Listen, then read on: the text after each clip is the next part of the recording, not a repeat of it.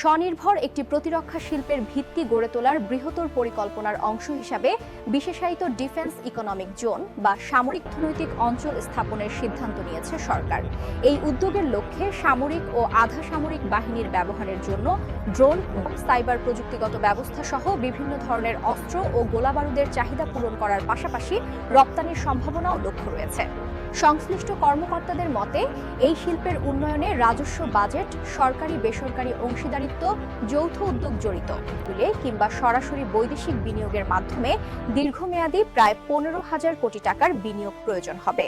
প্রতিরক্ষা খাতের আধুনিকায়ন এবং আত্মনির্ভরশীলতা অর্জনের জন্য প্রযুক্তিগত হস্তান্তর, যৌথ বিনিয়োগ, পিপিপি ও এফডিআই সহজ করতে বেশ কিছু নীতিগত অনুমোদন দিয়েছে প্রধান উপদেষ্টা।